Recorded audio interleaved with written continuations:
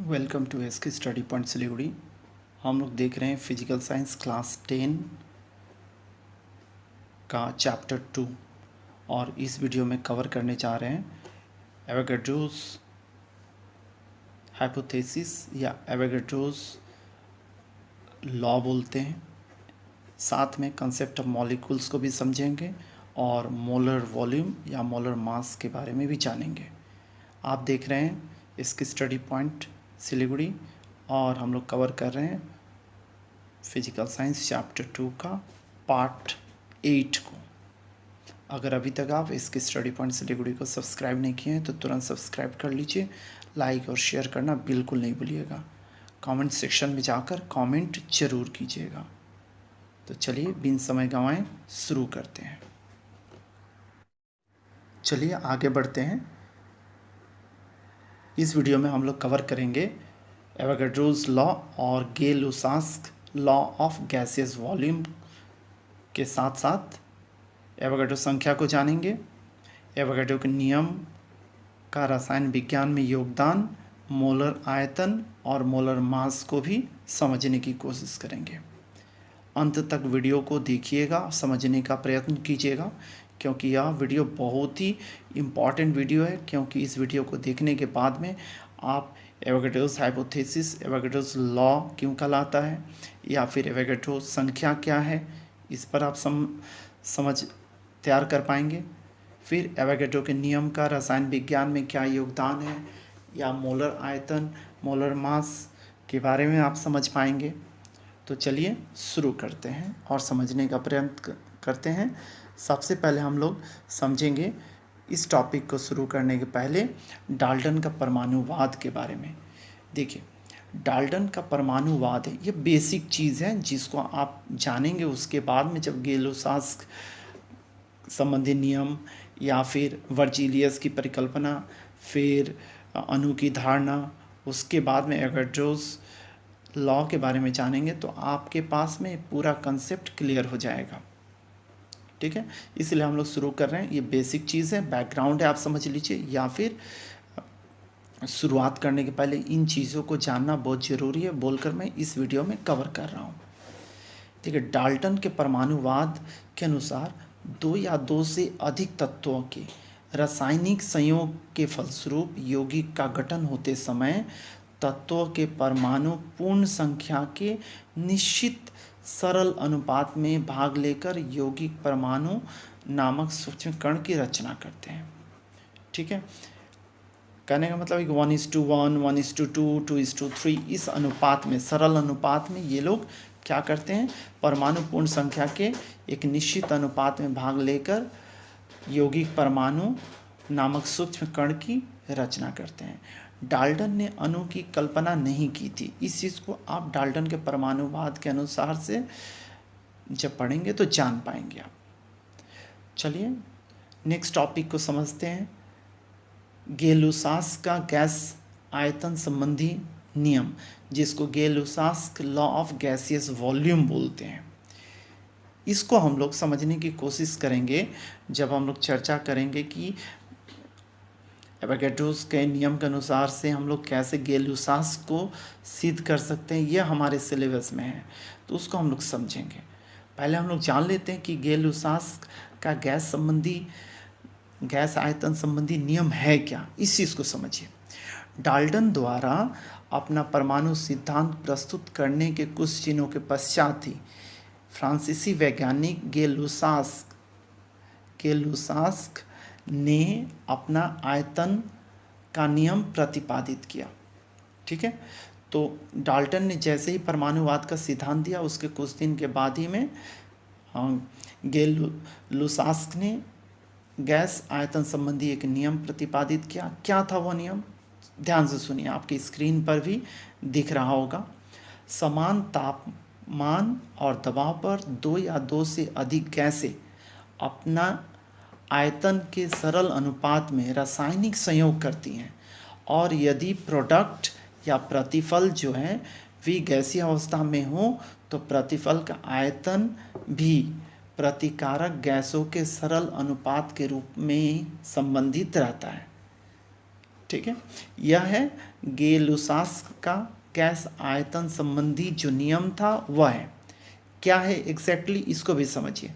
वास्तविक प्रयोग से ज्ञात होता है कि एक ही तापक्रम और दबाव पर एक आयतन हाइड्रोजन और एक आयतन क्लोरीन परस्पर रासायनिक संयोग करके दो आयतन हाइड्रोजन क्लोराइड गैस उत्पन्न करते हैं।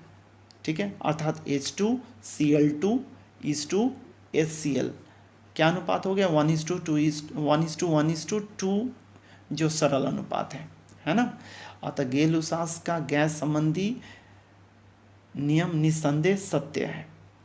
यह गे-लुसास्क ने गैस आयतन संबंधी नियम दिया था। ठीक है, उसी तरह से अगर अमोनिया को ले लेंगे तो अमोनिया N2 + 3H2 बनाता है क्या 2NH3 बनाता है। तो इनका आयतन का अनुपात कितना हो जाएगा 1:3:2 होगा, जो एकदम सही है। तो यह हो गया गे-लुसास्क का गैस आयतन संबंधी नियम। उसके बाद में देखिए डाल्टन के परमाणुवाद के बाद में आया गे-लुसास्क का गैस आयतन संबंधी नियम। उसके बाद में वर्जिलियस की कल्पना आई। क्या है कल्पना की उत्पत्ति कैसी हुई, इस चीज़ को समझिए। डाल्टन के परमाणुवाद के अनुसार प्रतिक्रिया में विभिन्न तत्वों के परमाणु सरल अनुपात में युक्त होकर यौगिक का गठन करते हैं, किंतु गे-लुसास्क के अनुसार गैसें अपने आयतन के सरल अनुपात में संयुक्त होकर यौगिक का गठन करती हैं। तो देखिए इसमें क्या हो गया, यहाँ पर डाल्टन का कंसेप्ट जो है डाल्टन का है कि परमाणु पूर्ण संख्या के निश्चित अनुपात में, देख लीजिए यहाँ पे अंतर दिख रहा है। ठीक है, परमाणुवाद के अनुसार विभिन्न तत्वों के परमाणु सरल अनुपात में युक्त होते हैं और यौगिक का गठन करते हैं, किंतु गे-लुसास्क के अनुसार गैसें अपने आयतन के सरल अनुपात से संयुक्त होकर यौगिक का निर्माण करते हैं। ठीक है, अंतर को देख लीजिएगा और समझ लीजिएगा। डाल्टन और गे-लुसास्क के नियमों में संबंध स्थापित करने की चेष्टा में स्वीडन के वैज्ञानिक बर्जीलियस ने एक नई परिकल्पना, एक नई हाइपोथेसिस की घोषणा की। इस परिकल्पना के अनुसार समान तापक्रम और दबाव पर सभी गैसों के समान आयतन में उनके परमाणुओं की संख्या समान होती है। यह चीज़ उन्होंने बताने की कोशिश करी है। ठीक है, जो बाद में डाल्टन के परमाणु सिद्धांत के प्रतिकूल होने के कारण से या प्रायोगिक परिमाणों की व्याख्या करने में असफल होने के कारण से गलत साबित हो गई है। तो हम लोग वर्जिलियस के सिद्धांत को उतना डिटेल्स में नहीं जानेंगे क्योंकि यह गलत साबित हो चुका है। ठीक है, तो उम्मीद कर रहा हूँ आपको यह पूरा समझ में आ गया होगा कि डाल्टन का परमाणुवाद, गे-लुसास्क का गैस आयतन संबंधी नियम और वर्जिलियस की परिकल्पना क्या है। ठीक है, अब आप समझिए यहाँ पर बर्जीलियस का जो नियम है उसमें आपको क्या त्रुटि पता चला, क्यों इसको गलत साबित हो गया या फिर क्यों इसको छोड़ दिया गया। देखिए ध्यान से समझिएगा। बर्जीलियस के परिकल्पना के अनुसार परमाणु को विभाज्य होना चाहिए, किंतु डाल्टन के अनुसार परमाणु का और विभाजन संभव नहीं है, परमाणु अविभाज्य है। अतः वर्जिलियस की परिकल्पना डाल्टन के परमाणु सिद्धांत के प्रतिकूल होने और प्रायोगिक परिणामों की व्याख्या नहीं करने के कारण से इसको क्या कर दिया गया, असफल हो गया और इसके कारण इसे गलत मान लिया गया। ठीक है, अब इसके बाद में आपको लॉ और हाइपोथेसिस के बारे में मैं बताऊंगा, जिसको आपको समझना ज़रूरी है। नियम क्या होता है, हाइपोथेसिस क्या होता है, क्योंकि यहाँ पर हम लोग जब पढ़ रहे हैं तो हम लोग देख रहे हैं कि लॉ, गे-लुसास्क लॉ, फिर उसके बाद जब हम लोग चर्चा करेंगे एवोगाड्रोस लॉ या एवोगाड्रोस हाइपोथेसिस जब पढ़ेंगे जानेंगे, तो हाइपोथेसिस और लॉ का कंसेप्ट आपको जानना बहुत ज़रूरी है कि क्या होता है लॉ और क्या होता है हाइपोथेसिस। देखिए जो हाइपोथेसिस होता है एक साइंटिफिक स्टेटमेंट होता है, मतलब एक वैज्ञानिक व्याख्या होता है। बस ये किसी डायरेक्ट एक्सपेरिमेंट के द्वारा साबित नहीं किया गया रहता है। ठीक है, और केवल इसका जो स्टेटमेंट के द्वारा ही साबित किया जाता है कि यह सही है। ठीक है, कल्पना मात्र रह जाता है, इसीलिए इसको परिकल्पना बोलते हैं, हाइपोथेसिस कहते हैं। किंतु जब लॉ होता है, लॉ नियम होता है, तो उसमें क्या होता है, इसमें साइंटिफिक स्टेटमेंट भी होगा और इसको डायरेक्टली एक प्रयोग के द्वारा सिद्ध भी किया जा सकता है, तो उसे लॉ कहते हैं।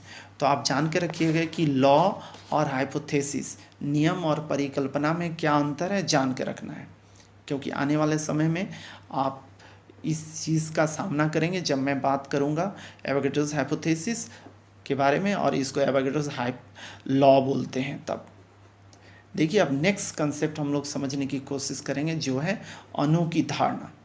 अणु की धारणा, आप समझिए अणु की धारणा क्या है, क्योंकि जो मॉलिक्यूलर थ्योरी था, अनुवाद था, इस कंसेप्ट को एवोगैड्रो, इटली के एक वैज्ञानिक थे, उन्होंने, रसायनज्ञ थे, उन्होंने ही इस कंसेप्ट को, अणु के कंसेप्ट को, अनुवाद को दिया।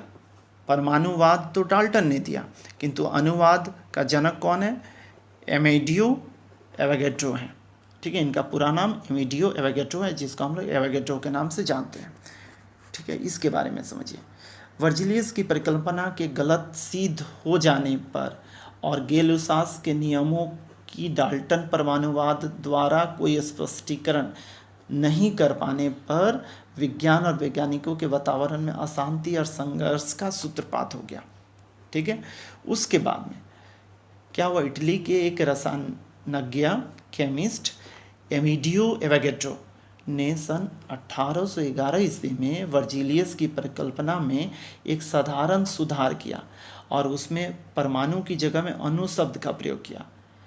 इस असुविधा को दूर कर संघर्ष का अंत कर दिया। उन्होंने एक नए कण अणु की कल्पना की, जिसने डाल्टन की यौगिक परमाणु की संज्ञा दी थी। ठीक है, डाल्टन ने जो यौगिक परमाणु दिया था, वहाँ पर क्या आ गया, अणु आ गया। तो सर्वप्रथम एवोगैड्रो ने तत्व के सूक्ष्म कण, ठीक है, तत्व के सूक्ष्म कण और गैस के सूक्ष्म कण के अंतर को स्पष्ट करते हुए अनुवाद, मॉलिक्यूलर थ्योरी की स्थापना की। एवोगैड्रो के अनुसार पदार्थों के सूक्ष्मतम कण दो प्रकार के होते हैं, एक हो गया परमाणु और दूसरा हो गया अणु। परमाणु आप जानते हैं, तत्व का वह छोटा से छोटा सूक्ष्मतम कण जो रासायनिक प्रतिक्रिया में भाग लेता है, किंतु जिसका कोई स्वतंत्र अस्तित्व नहीं होता है, वह परमाणु कहलाता है। इस चीज़ को आप जानते हैं, क्योंकि जब आप किसी तत्व का संकेत या उसके एक परमाणु को प्रदर्शित करते हैं, तो हम लोग परमाणु के संकेत के रूप में ही व्यक्त करते हैं। ठीक है, और अणु क्या है, अणु जो होता है वह किसी पदार्थ, तत्व या यौगिक का वह सूक्ष्मतम कण है जिसका अपना स्वतंत्र अस्तित्व हो और जिसमें पदार्थ के सभी गुण मौजूद होते हैं, उसे अणु कहते हैं। अणु को फिर दो भागों में बांटा जाता है, मौलिक अणु या यौगिक अणु। मौलिक अणु में आप क्या पाते हैं, जैसे हाइड्रोजन का दो परमाणु मिल गया तो द्विपरमाणुक जो बन गया, तो वह मौलिक अणु हो गया। ठीक है, एक ही परमाणु के तत्व का के द्वारा गठन होगा, तो HH मिलकर H2 बना। उसी तरह से अगर मान लीजिए अलग अलग हैं, जैसे H और O, H2 और O2, हाइड्रोजन और ऑक्सीजन का ले लीजिए तो H2O बन गया। तो यह क्या हो गया, यौगिक परमाणु हो गया। अमोनिया हो गया नाइट्रोजन और हाइड्रोजन का, तो NH3, यह भी अलग अलग हो गया। तो इन सारे चीज़ों को एवोगैड्रो ने सामने लाया, एवोगैड्रो ने अनुवाद का सिद्धांत दिया। तो ये पूरे चीज़ जो आप अभी तक समझें, ये पूरा कंसेप्चुअल चीज़ थे। अगर आप इन सब चीज़ों को नहीं जानेंगे तो आगे आपको समझने में दिक्कत होगी। उम्मीद कर रहा हूँ अभी तक आप इसकी स्टडी पॉइंट सिलीगुड़ी के सब्सक्राइब कर चुके होंगे, और नहीं किए हैं तो तुरंत सब्सक्राइब कर लीजिए, और एक लाइक तो ज़रूर बनता है, आप लाइक ज़रूर कीजिएगा। चलिए आगे बढ़ते हैं और अब देखते हैं एवोगैड्रोस लॉ। जैसा कि आप समझ चुके हैं, एवोगैड्रोस लॉ या एवोगैड्रोस हाइपोथेसिस एक ही चीज़ है। देखिए समझिए, पहले अणु के अस्तित्व की कल्पना के साथ ही इटली के वैज्ञानिक एमिडियो एवोगैड्रो ने 1811 ईस्वी में एक परिकल्पना को प्रस्तुत किया जिसे एवोगैड्रो की परिकल्पना कहते हैं। क्या कहा उन्होंने एवोगैड्रो की परिकल्पना में? समान दबाव और समान तापक्रम पर सभी गैसों के समान आयतन में उनके अणुओं की संख्या समान होती है, यह उन्होंने बताया। और यह क्या है? हाइपोथेसिस था। हाइपोथेसिस मतलब जस्ट कल्पना थी, तो इसको लॉ क्यों माना गया, इस चीज़ को आपको समझ लेना है। आपको थोड़ी देर पहले मैंने बताया कि लॉ और हाइपोथेसिस में क्या अंतर है, क्या होता है लॉ और क्या होता है हाइपोथेसिस। देखिए, जब एक्सपेरिमेंट किया गया, ठीक है, और एक्सपेरिमेंट करके सिद्ध कर दिया गया गैलुसास के गैसियस वॉल्यूम का जो नियम था उसको, ठीक है, लॉ ऑफ गैसियस वॉल्यूम को एवोगैड्रोस हाइपोथेसिस के द्वारा साबित कर दिया गया, ठीक है। तब देखा गया कि नहीं, एक्यूरेटली हम लोग एवोगैड्रोस हाइपोथेसिस की मदद से गैलुसास के नियम को सिद्ध कर देते हैं, या डाल्टन के एटॉमिक थ्योरी को एक्सप्लेन कर सकते हैं, या और भी दूसरे लॉज हैं उसको हम लोग बहुत अच्छी तरह से व्याख्या कर सकते हैं। तब एवोगैड्रोस हाइपोथेसिस सिद्ध हो गया कि यह एकदम सत्य है। तब जाकर एवोगैड्रोस हाइपोथेसिस को एवोगैड्रोस लॉ कहा जाने लगा। एवोगैड्रो की परिकल्पना को एवोगैड्रो का नियम कहा जाने लगा। तो इस चीज़ को आप समझ लीजिए कि हाइपोथेसिस को हम लोग प्रूफ डायरेक्ट एक्सपेरिमेंट के द्वारा नहीं कर पाते हैं, किंतु जो लॉ है वह डायरेक्टली एक्सपेरिमेंट्स के द्वारा सिद्ध हो जाता है, साबित हो जाता है। तो एवोगैड्रोस लॉ गैलुसास के नियम को सिद्ध करता है, साबित कर देता है, और दूसरे भी लॉ को डायरेक्टली प्रमाणित करता है, और डाल्टन के नियम को भी सिद्ध करता है। इसीलिए एवोगैड्रोस हाइपोथेसिस को अब एवोगैड्रोस लॉ कहा जाता है, ठीक है।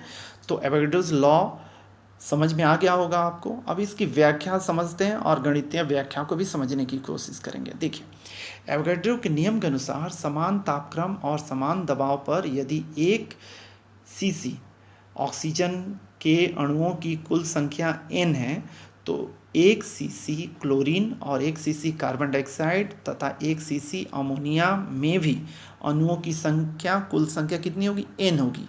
यही चीज़ एवोगैड्रोस लॉ बोलता है। मतलब समान दबाव और समान तापक्रम पर सभी गैसों के समान आयतन में उनके अणुओं की संख्या कितनी होगी? समान होगी, ठीक है। क्लियर हो गया? समझ में आ गया होगा आपको। किंतु गणितीय व्याख्या देखिए और समझिए। गणितीय व्याख्या काफ़ी इंपॉर्टेंट है, क्योंकि जब आपको बोला जाएगा कि एवोगैड्रोस लॉ को लिखिए और एक्सप्लेन कीजिए, तो आपको यहाँ तक बताना पड़ेगा, ठीक है। देखिए, माना लिखिएगा सबसे पहले, माना किसी गैस का आयतन V है और उस गैस के अणुओं की संख्या n है, तो एवोगैड्रो के नियम से हम लोग क्या लिखेंगे? V वेरीजेज n, जहाँ P और तापक्रम क्या है? दबाव P और तापक्रम T क्या है? स्थिर है। जब वेरिएशन का चिन्ह को जब हटाएंगे हम लोग, तो बराबर का चिन्ह आ जाता है। बॉयल्स लॉ, चार्ल्स लॉ करने के समय में आप जान चुके हैं, और मैथमेटिक्स में अगर वेरिएशन भेद वाला पार्ट पढ़ चुके हैं तो आप भी समझ चुके होंगे वहाँ पर। तो V बराबर क्या है? Kn। तो क्या हो गया? स्थिरांक हो गया। तो V/n बराबर कितना हो गया? स्थिरांक हो गया। अब स्थिर तापक्रम और स्थिर दबाव पर दो विभिन्न गैसों का आयतन V1 और V2 और उसमें उपस्थित अणुओं की संख्या क्रमशः N1 और N2 है, तो एवोगैड्रो के नियम के अनुसार हम लोग क्या लिख सकते हैं? V1/N1 = V2/N2, या इसी को हम लोग कैसे लिख सकते हैं? V1/V2 = N1/N2। अगर आयतन को आप बराबर मान लीजिए, V1 बराबर V2, तब क्या हो जाएगा? N1 बराबर N2 हो जाएगा, ठीक है। तो इतना तक आपको एवोगैड्रोस के नियम के अनुसार लिखना पड़ेगा, एक्सप्लेन करना पड़ेगा। होप आपको समझ में आ रहा होगा एवोगैड्रोस हाइपोथेसिस या एवोगैड्रोस लॉ को। अब एवोगैड्रोस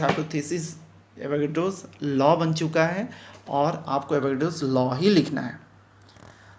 आगे बढ़ते हैं और समझने की कोशिश करते हैं कि एवोगैड्रो के नियम का रसायन विज्ञान में क्या योगदान है। देखिए एवोगैड्रो के नियम के अनुसार हम लोग जान चुके हैं अणु की धारणा को, अनुवाद के बारे में समझ चुके हैं, अणु का शब्द इस्तेमाल किया गया है। तो एवोगैड्रो के नियम के आधार पर अणु और परमाणु की अवधारणा को स्पष्ट किया गया है। एवोगैड्रो के नियम की सहायता से गेल-लुसास के गैस आयतन संबंधी नियम की भी व्याख्या की जा सकती है। इस नियम से यह भी ज्ञात हुआ है कि निष्क्रिय गैसों को छोड़कर अन्य गैस, मौलिक गैस या तत्व द्विपरमाण्विक होते हैं। किसी गैस का अनुभार उसके वाष्प घनत्व का, वेपर डेंसिटी का 2 गुना होता है। यह सूत्र भी याद रखिएगा, अनुभार बराबर 2 गुना वाष्प घनत्व या molecular weight equal to 2 into vapour density होता है। तो जब भी एग्जाम में आपको बोला जाए कि एवोगैड्रो के नियम का रसायन विज्ञान में क्या योगदान है, तो नंबर के अनुसार से आप 2 पॉइंट, 3 पॉइंट या 4 पॉइंट लिखने की कोशिश कीजिएगा, या फिर ज़्यादा नंबर रहेगा तो 4 पॉइंट लिखिएगा। नेक्स्ट पॉइंट को देखते हैं। एनटीपी पर सभी गैसों के 1 ग्राम अणु का आयतन 22.4 लीटर होता है। छठा पॉइंट देखिए, एवोगैड्रो के नियम से गैसीय यौगिकों के अणुसूत्र निकालने में भी मदद मिलती है। 7वां पॉइंट देखिए, एवोगैड्रो के नियम की सहायता से तत्वों के परमाणु भार को भी ज्ञात किया जाता है। तो एग्जाम में आता है एप्लीकेशन ऑफ एवोगैड्रोस लॉ या एवोगैड्रो के नियम की देन बताइए या एवोगैड्रो के नियम का योगदान बताइए। तो इतना आपको लिखना पड़ेगा, याद करके रखिएगा, कॉपी में नोट डाउन कर लीजिएगा, क्योंकि अगर आप किसी एक पब्लिशर की बुक को देखते हैं तो ये सारे पॉइंट्स एक जगह नहीं मिलेंगे, इतना मैं कह सकता हूँ। आप कॉपी में नोट डाउन कर लीजिएगा, याद कर लीजिएगा, क्योंकि यह काफ़ी आपको हेल्प करने जा रहा है। आगे बढ़ते हैं, नेक्स्ट टॉपिक को देखते हैं। एवोगैड्रो के नियम से गेल-लुसास के नियम की व्याख्या करना। देखिए थोड़ी देर पहले आप समझ चुके हैं कि एवोगैड्रोस हाइपोथेसिस जो है वो एवोगैड्रोस क्या है, लॉ है, ठीक है। पहले परिकल्पना था, अब नियम बन चुका है। क्यों? क्योंकि यह एवोगैड्रो की परिकल्पना जो है गैस आयतन संबंधी गेल-लुसास के नियम को सिद्ध कर चुका है, उसकी व्याख्या कर चुका है, इसीलिए अब यह नियम कहलाता है। देखिए सबसे पहले गेल-लुसास का नियम को आप पहले भी समझ चुके हैं, अभी फिर से एक बार देख लेते हैं। यदि 2 या 2 से अधिक गैस आपस में मिलकर रासायनिक प्रक्रिया करें और क्रिया के फलस्वरूप यदि गैस ही बने तो क्रियाकारक या क्रियाफल एक सरल अनुपात में होते हैं। एवोगैड्रो गैस के नियम के अनुसार की सहायता से गेल-लुसास के गैसीय नियम की व्याख्या निम्न रूप से की जा सकती है। मान लेते हैं हाइड्रोजन और क्लोरीन के बीच में रिएक्शन हो रहा है, प्रतिक्रिया हो रही है, तो हाइड्रोजन क्लोराइड गैस उत्पन्न हो रही है, ठीक है। तो हाइड्रोजन का एक आयतन, क्लोरीन का एक आयतन और हाइड्रोजन क्लोराइड का 2 आयतन तैयार हो रहा है। अब देखिए एनटीपी पर प्रत्येक एक आयतन गैस में अणुओं की संख्या n होती है। तो n हाइड्रोजन अणु और n हाइड्रोजन क्लोरीन दोनों मिलकर 2 n हाइड्रोजन क्लोराइड अणु बनाता है। तो एक हाइड्रोजन अणु प्लस एक क्लोरीन अणु प्लस, समझ रहे हैं, एक हाइड्रोजन अणु प्लस एक क्लोरीन अणु बराबर कितना हो गया, 2 हाइड्रोजन क्लोराइड अणु। अगर आधा कर देंगे तो कितना होगा, डिवाइड कर दिए 1 को बाई 2 से डिवाइड कर दिए, तो आधा अणु हाइड्रोजन प्लस आधा हाइड्रोजन अणु क्लोरीन जुड़ गया उसके साथ में, तो एक अणु हाइड्रोजन क्लोराइड बना। इसका मतलब क्या हुआ, हाइड्रोजन या क्लोरीन के एक अणु में 2 परमाणु होते हैं, अर्थात हाइड्रोजन और क्लोरीन डाई एटॉमिक होते हैं।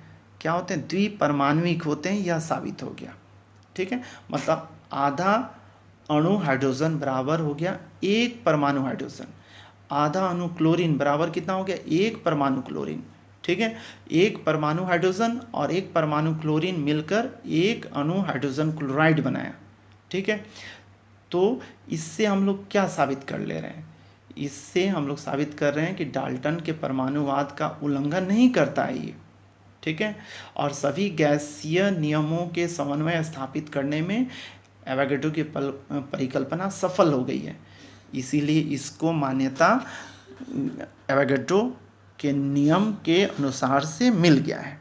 ठीक है, तो इसी चीज़ को हम लोग यहाँ पे भी बता रहे हैं, उसको देखकर आप समझ लीजिए। और आप को कोई कन्फ्यूजन हो यहाँ पर भी इन चीज़ को समझने में भी, तो आप कमेंट सेक्शन में जाकर ज़रूर बताइएगा।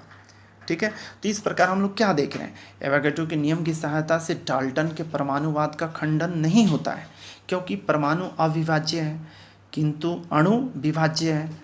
ठीक है, डाल्टन का नियम का खंडन नहीं हो, डाल्टन की क्या हुआ, परमाणुवाद का उल्लंघन भी नहीं कर रहा है। फिर गैल-लुसास के नियम को व्याख्या करने में सक्षम है एवोगैड्रो का नियम।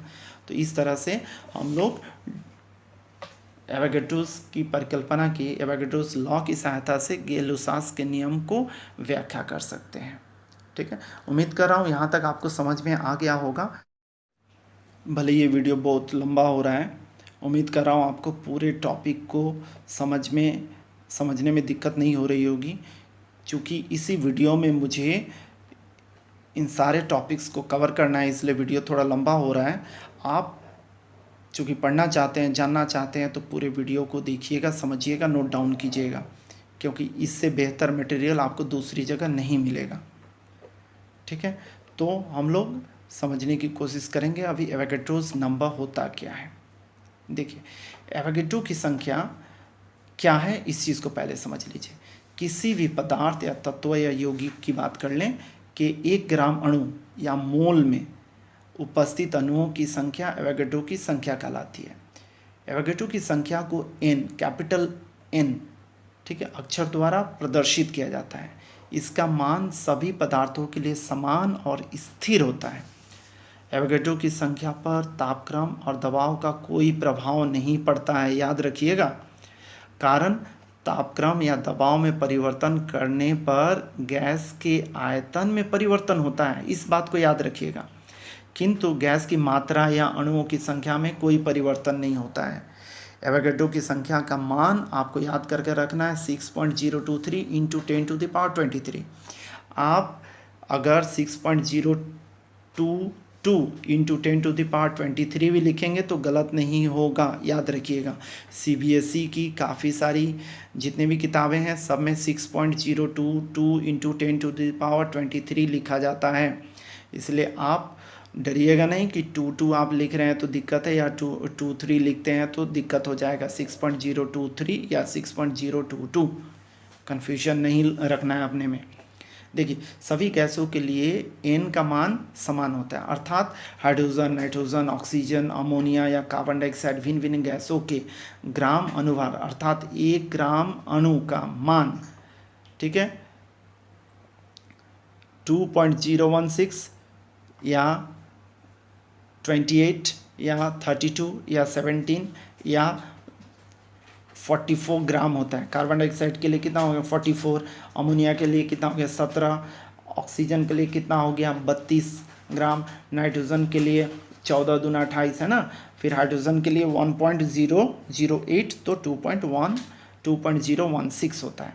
किंतु इनके विभिन्न परिमाण के 1 ग्राम अणु में अणुओं की संख्या समान अर्थात 6.023 इंटू 10⁻23 होगी।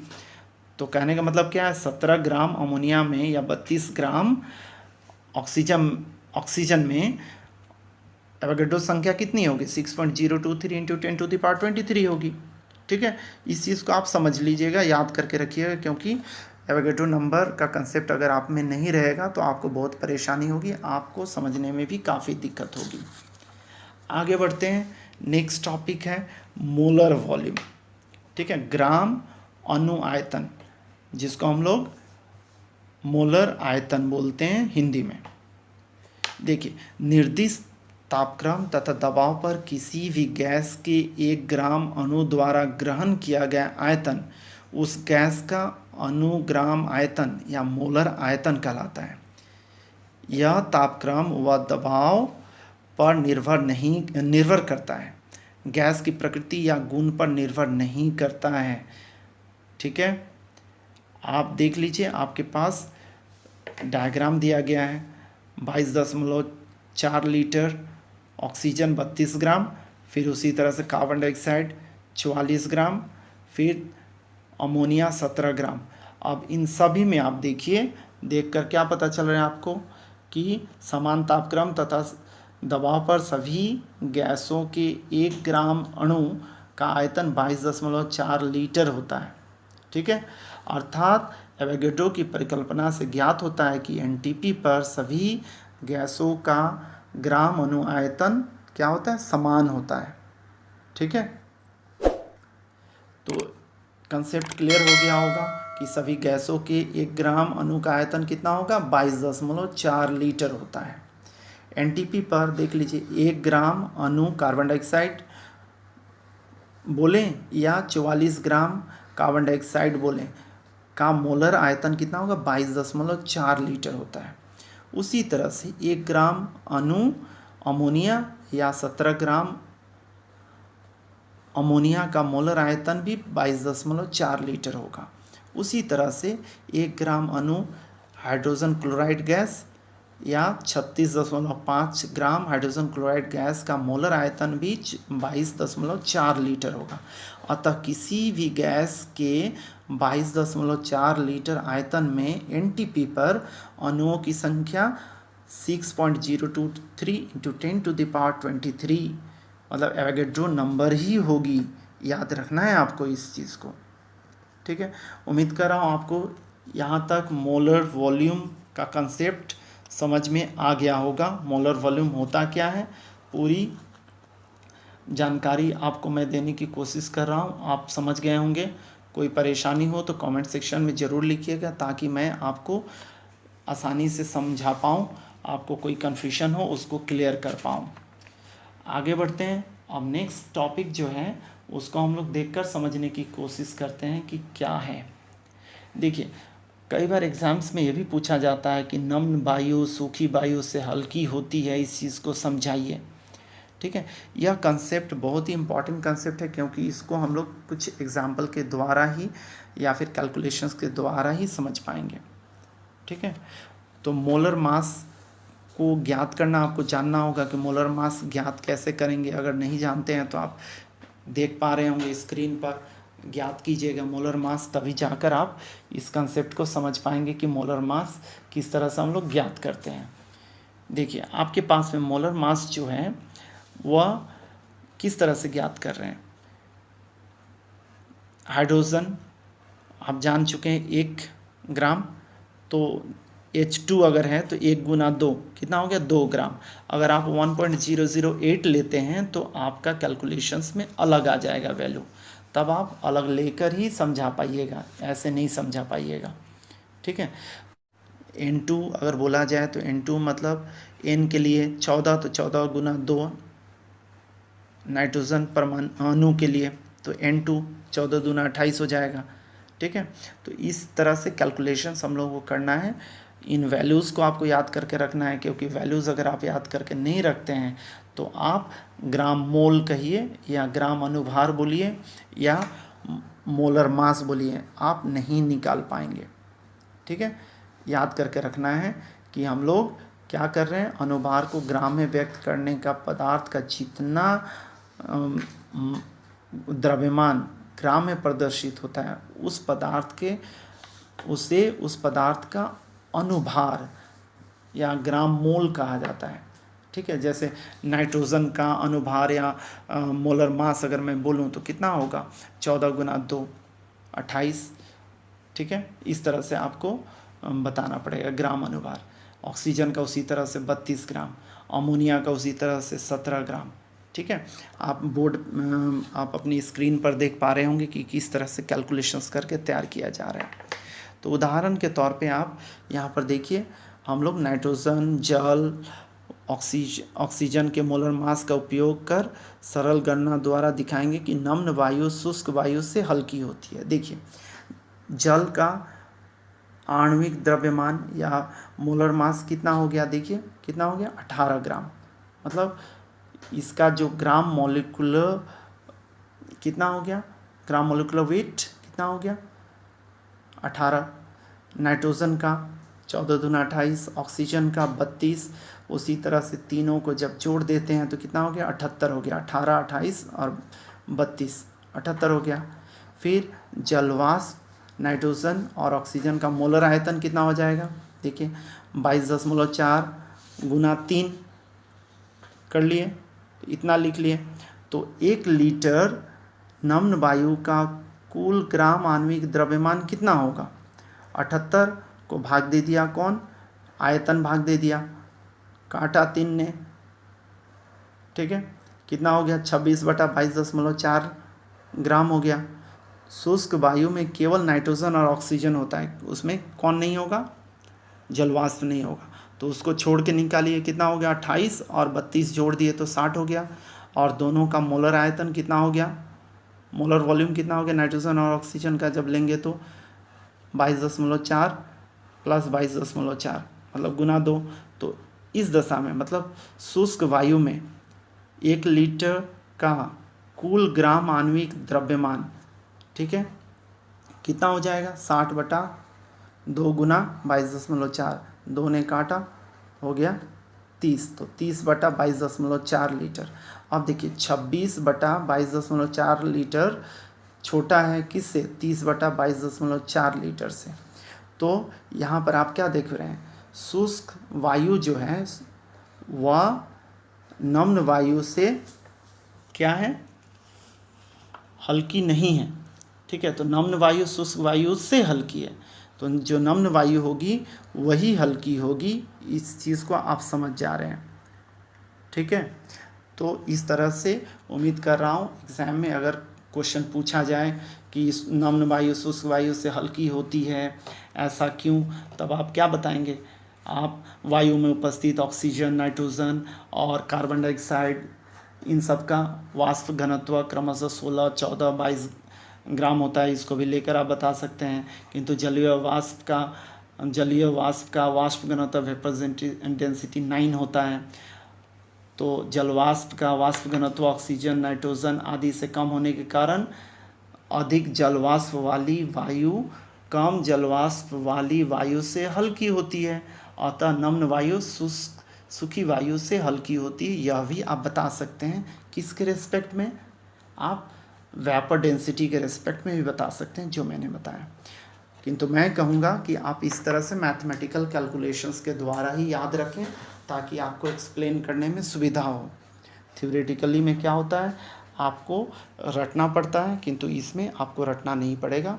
तो उम्मीद कर रहा हूँ आपको ये सारे टॉपिक आपको समझ में आ गया होगा। इसकी स्टडी पॉइंट सिलीगुड़ी का एवोगैड्रोस लॉ, गै-लुसाक लॉ के साथ में molar volume, molar mass, molecule का कंसेप्ट इत्यादि आपको क्लियर हो गया होगा।